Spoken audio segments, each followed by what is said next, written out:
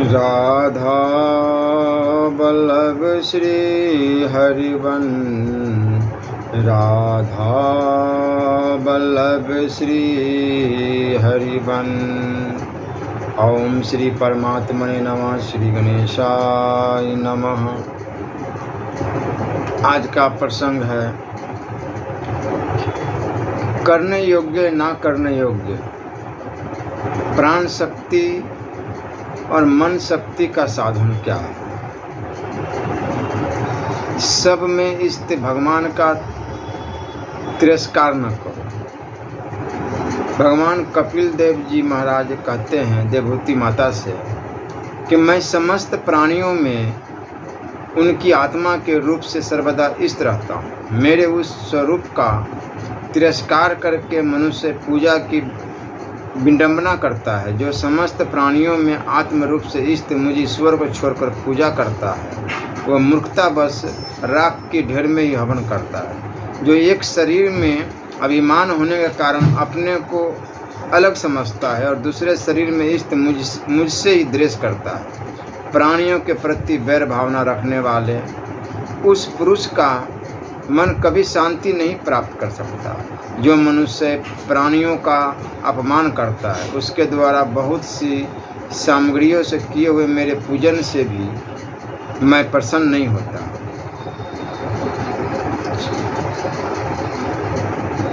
करने योग्य काम जो है, 6 वेगों को दमन करो। वाणी का वेग, मन का वेग, क्रोध का वेग, उदर का वेग, उपस्थ का वेग, जिह्वा का वेग। इन 6 दुर्निवार वेगों का दमन करने वाला पृथ्वी पर शासन कर सकता है। 6 बातों का त्याग करो। 6 बातों का त्याग करो। अधिक आहार, व्यर्थ कार्य, व्यर्थ अधिक बोलना, भजन के नियम का त्याग, विषय जनों का संग और विषय लालसा। ये 6 भक्ति में बाधा देने वाले हैं। इनके रहते भजन में प्रेम नहीं होता। जो इनका त्याग करता है वह भक्ति प्राप्त करता है। 6 बातों को ग्रहण करो। भजन में उत्साह, ढूंढ निश्चय, धैर्य, भजन में प्रवृत्ति, बुरे संग का सर्वथा त्याग और साधु के आचरण। ये 6 कर्तव्य, इनके पालन से बहुत शीघ्र ही भक्ति की कृपा प्राप्त होती है। प्राण शक्ति, मन शक्ति, क्रिया शक्ति, भावना शक्ति और बुद्धि शक्ति, ये 5 शक्तियाँ हैं और इन्हीं की अनुकर्म से 5 ही योग है। हठ योग, ध्यान योग, कर्म योग, भक्ति योग और ज्ञान योग। इनमें प्राण शक्ति और मन शक्ति ये दोनों अत्यंत प्रबल हैं। इन 2 शक्तियों को जो वश में कर लेता है वह संसार विजय होता है। प्राण शक्ति का साधन क्या है? तो प्राण शक्ति को वश में करने वाले साधन इस पृथ्वी पर रहने वाले प्राणियों और आकाश में उड़ने वाले पक्षियों को वशीभूत कर सकता है और नक्षत्र मंडल की वार्ता भी जान सकता है। प्राण के आधार पर ही यह अखिल ब्रह्मांड स्थित है। यही प्राण सबको वायु रूप से प्रतीत हो रहा है। अथर्ववेद के 11वें कांड में इस प्राण का वर्णन मिलता है। प्राणो विराट, प्राणो दृष्टि, प्राण सर्व उपासते, प्राणो हम सूर्य चंद्रमा, प्राण माहूँ प्रजापति हूँ। प्राण विराट है, सबका प्रेरक है, इसलिए सब उसकी उपासना करते हैं। प्राण ही सूर्य और चंद्रमा है। प्राण को ही प्रजापति कहते हैं। प्राण शक्ति के कारण ही हमारे शरीर की नसें एवं नाड़ियों में रक्त का प्रवाह चल रहा है। उसी प्रकार प्राण शक्ति के बल पर ही सूर्यादि लोक घूम रहे हैं। अन्न, वनस्पतियाँ आदि सूर्य की प्राण शक्ति से ही उत्पन्न होते हैं। प्राण ही तेज है और इस 5 भौतिक शरीर को प्राण जब छोड़ देता है तब यह शरीर निस्तेज होता है और नष्ट हो जाता है। प्राणियों का प्राण ही ईश्वर है। प्राणाय नमो यस्य है सर्वमिंद बसे, यो भूतः सर्वेश्वरो यस्मिन् सर्वप्रतिष्ठम। उस प्राण को मेरा नमस्कार है जिसके अधीन यह सारा जगत है, जो सबका ईश्वर है, जिसमें यह सारा जगत प्रतिष्ठित है। प्राण परमेश्वर की एक शक्ति है। इसका साधन गुरुमुख से ही जानकर करना चाहिए। मूलाधार चक्र से साधन आरंभ किया जाता है। बाएं पैर की एड़ी से गुद्दा द्वार को बंद करके मूल बंध लगाया जाता है और जनेंद्रिय के मूल को दोनों एड़ियों से दबाकर कुंडलिनी को जगाया जाता है।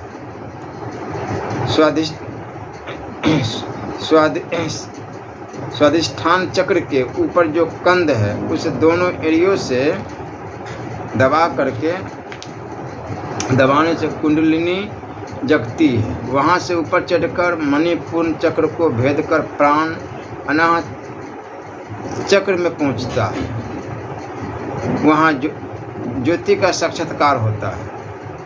तब और ऊपर चढ़कर विशुद्ध चक्र को भेद कर प्राण आज्ञा चक्र में जाता है। वहाँ शिव के दर्शन होते हैं। यहीं से अमृत स्वाव होता है। योगी लोग खेचरी मुद्रा लगाकर इसे पान करते हैं और अमर हो जाते हैं। नाभि में जालंधर बंध और वक्षस्थल में कुरियान बंध लगाकर योगी लोग प्राण को मस्तिष्क में ले जाते हैं, जहाँ से ऊपर सहस्त्रनार है, जो श्री विष्णु भगवान का धाम और सबका मोक्ष स्थान है। पूरक, रेचक, कुंभक, इस त्रिविध प्राणायाम से यह साधन बनता है। बाहरी कुंभक और भीतरी कुंभक से जो प्राण को अपने बस में कर लेता है, वह अपनी शक्ति से अनायास ही आकाश में वायु के समान संचार कर सकता है। शरीर अन्य लोकों में जा सकता है। अपने स्थान में बैठे बैठे सहस्त्रों कोस की दूरी पर अपना कार्य कर सकता है। रोगियों को रोगों से मुक्त कर सकता है। बंदियों के बंधन छुड़ा सकता है। यह सब तो मैंने बता दिया। अब इसका साधन गुरु के समीप रहकर ही ठीक तरह से हो सकता है। मन शक्ति का साधन क्या? मन बड़ा चंचल है। यही बात अर्जुन जैसे धीर वीर ने मन संयम के प्रसंग में कही है कि यह मन बड़ा चंचल, बड़ा बलवान है, ढूंढ है और मथने वाला। इसको रोककर स्थिर करना वायु की गति को रोकने के समान अत्यंत कठिन है। मन का यह स्वभाव है कि यह बंदर की तरह यहाँ से वहाँ, वहाँ के डार पर से दूसरी डार पर कूदता फांदता रहता है। एक क्षण में उत्तर से दक्षिण और पूर्व से पश्चिम का सैर कर आता है। बात की बात में चारों धाम की यात्रा और पृथ्वी की परिक्रमा कर लेता है। इसकी चंचलता का क्या ठिकाना है? मन दुर्योधन से युद्ध किए बिना आत्मराज्य का पाना असंभव है, और बिना राज्य के सुख और भोग कहाँ। परंतु यह इतना बलवान है कि सहस्त्रों हाथियों के पाँव में जंजीर डाल देना या सहस्त्रों सिंहों को पिंजरों में बंद रखना आसान है, पर इसे स्थिर करना आसान नहीं। मन ने ही तो काशीपति श्री विश्वनाथ की समाधि भंग कर दी थी। विश्वामित्र और अगस्त्य जैसे महातपस्वियों को पृथ्वी पर पटक दिया, और देवऋषि नारद को अपने मोहनास्त्र से बांध लिया था, और भगवान श्री रामचंद्र जी को पत्नी वियोग से रुला दिया था। यह अपनी ही चाल पर इतनी दृढ़ता से डटा रहता है कि किसी के हटाए वहाँ से हटता ही नहीं, और सब इंद्रियों को अपने अधीन करके सारे शरीर में खलबली मचा देता है। इसे तो लक्ष्मण जैसे यात्री, हनुमान जैसे योद्धा, भीष्म पितामह जैसे महायोगी ही जीत सकते हैं। योग जो कुछ है, इसी मन की वृत्तियों का निरोध है। जो इसका निरोध कर सकता है वही ईश्वर का साक्षात्कार कर सकता है। जो कुछ भी किया जाता है वह मन के द्वारा किया जाता है, अच्छा या बुरा। मन के बिना कोई कार्य नहीं हो सकता। जब यह मन शुभ संकल्पों वाला होता तब वह अनंत सुख का कारण होता है। इसकी बिखरी हुई सब वृत्तियाँ जब किसी स्थान में एकत्र निरुद्ध होती है तब मनुष्य अनंत शक्तिशाली होता है। बंध या मोक्ष दोनों का कारण मन ही है। इसीलिए मैं हमेशा कहता रहता हूँ कि इस प्रपंच में कितना फंसोगे बंधुओं, नहीं फंसने का है। इसे निकलने का प्रयत्न करना चाहिए। इसे निकलने के लिए केवल नाम जप, राधा राधा राधा राधा राधा राधा राधा राधा राधा राधा, तो जो भी आपको प्रिय लगे नाम जप कीजिए जम के। एनी टाइम ऐसा कोई भी श्वास का किस टाइम श्वास बंद हो जाए या कोई खबर नहीं, कोई पता नहीं। इसलिए कोई भी श्वास बेकार न जाए, हमेशा नाम जप चलती रहे। राधा राधा राधा जिह्वा पर चलते गुनगुनाते रहे एनी टाइम। शास्त्रों ने इस मन को स्थिर करने का उपाय बताए हैं, पर बड़े भाग्य और पुण्य के प्रताप से ही किसी का मन स्थिर और शांत हो पाता है। अब अधिक विस्तार न करके मन को स्थिर करने और मन शक्ति प्राप्त करने का एक साधन बताए। मन का 10 मंजिला मकान है, एक एक मंजिल पर 10-10 मुकाम है, एक एक मुकाम पर 100-100 पेड़ियाँ हैं। इस मकान की छत पर जो साधक चढ़ जाए और फिर उल्टे पैरों लौट आए, वह संत है, चाहे वह गृहस्थ हो या ब्रह्मचारी, वर्ण और जाति में श्रेष्ठ हो या कनिष्ठ से भी कनिष्ठ। यहाँ जात पात पूछे नहीं कोई, हरि का भजे सो हरि का होई। मन का यह मकान मन कल्पित ही है। आप शिव, विष्णु, राम, कृष्ण, सूर्य, ओमकार, चाहे कोई भी एक नाम लीजिए और उसे 100 तक गिनिए, यह एक मुकाम है। वहाँ से उल्टे लौटकर वैसे ही गिनते हुए 1 पर आइए। एक इस प्रकार अभ्यास बढ़ाते हुए 1000 तक चढ़ जाइए, फिर वहाँ से उल्टे पैरों लौटिए। आप देखेंगे कि आपका मन कितना शांत होता है। अब तो 2000 तक चढ़िए, यह दूसरी मंजिला आ गई। वहाँ से उल्टे पैरों फिर लौटिए, आप फिर वहाँ से उल्टा गिनती शुरू कीजिए, राधा राधा राधा राधा राधा राधा। इसी प्रकार फिर तीसरी, चौथी, 5वीं, 6ठी, 8वीं, 9वीं और 10वीं मंजिल 10,000 जब 10,000 जब चढ़ जाए और उल्टी गिनती करते हुए लौटिए, आपको विलक्षण शांति मिलेगी और जप भी होगा। और इस प्रकार जप का होना और उल्टी सीधी गिनती में मन का लगना भी बड़े पुण्य से होता है। महान पुण्योदय के बिना भगवान की ओर मन नहीं लगता। प्राण और मन का साधन संग, प्राणायाम करते हुए कुंभ की क्रिया में जहाँ प्राण रुकेगा वहाँ मन भी स्थिर होगा, यह निश्चित बात है। मन साधन की गिनती करते हुए जब आप 1000 तक पहुँचे तब वहाँ चुप होकर बैठ जाए, मन को कहीं इधर उधर जाने न दे। इसके बाद लौटिए और जब 1 पर आ जाए तब फिर चुप होकर मन को भीतर ही रोक रखे और कुछ देर हृदय और नाभि चक्र का ध्यान करें।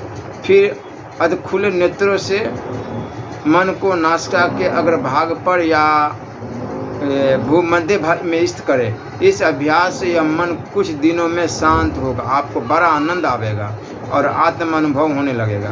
पलंग या चारपाई पर लेट जाओ, तकिया हटा दो, कपड़ों को ढीला कर दो, शरीर को ढीला छोड़ दो, प्राण को उल्टा खींचो, पेट में ले जाओ, फिर छाती तक ले जाओ, फिर पेट में नाभि तक घुमाओ।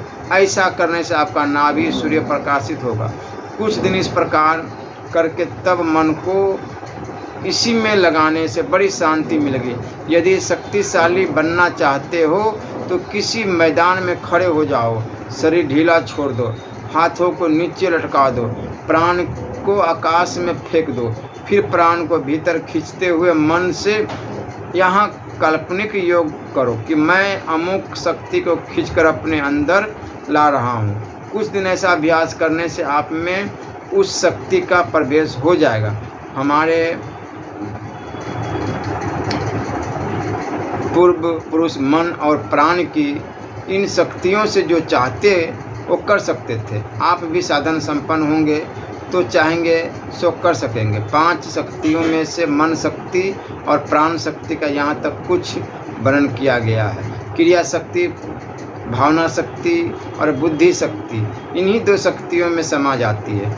इनका पृथक पृथक वर्णन यहाँ नहीं किया गया है। जो लोग इन 2 शक्तियों का शोधन कर लेंगे उन्हें इनके अलौकिक गुणों का आपको अनुभव होगा। इसलिए बोलने से ज़्यादा करना अच्छा। मनुष्य मात्र के 30 धर्म बताए गए हैं, किंतु मैं तो कहता हूँ कि केवल नाम जाप करो। कहाँ पर पंचमी पर कितना मंत्र जाप करते रहो, केवल नाम जाप, राधा राधा राधा राधा। मन अपने आप स्थिर हो जाए, कहीं जाने की ज़रूरत ही नहीं। इसलिए मन जो है बहुत चंचल है। पग घुंघरू बांधी मीरा नाची रे, मैं तो मेरे नारायण की आप ही हो गई दासी रे।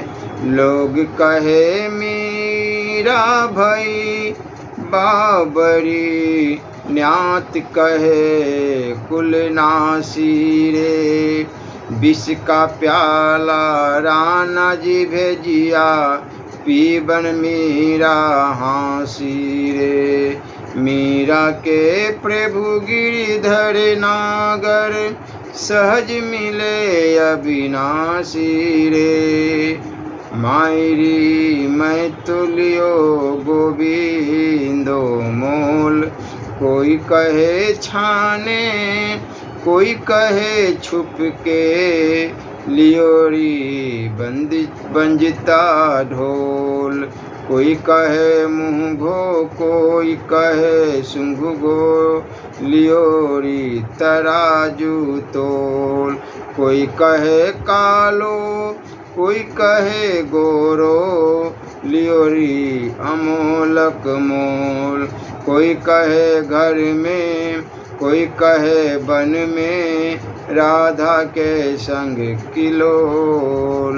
मीरा के प्रभु गिरिधर नागर आवत, प्रेम के मोल प्रेम के मोल। अधिकांश लोगों के लिए आध्यात्मिक की साधना का स्वरूप अपने अपने धर्मों द्वारा निर्दिष्ट धार्मिक क्रिया या क्रियाकलाप का ब्रह्म अनुष्ठान होता है। प्रारंभिक अवस्था में इस अनुष्ठान का भी एक महत्व होता है, क्योंकि इससे आत्मशुद्धि और मनोनिग्रह में सहायता मिलती है।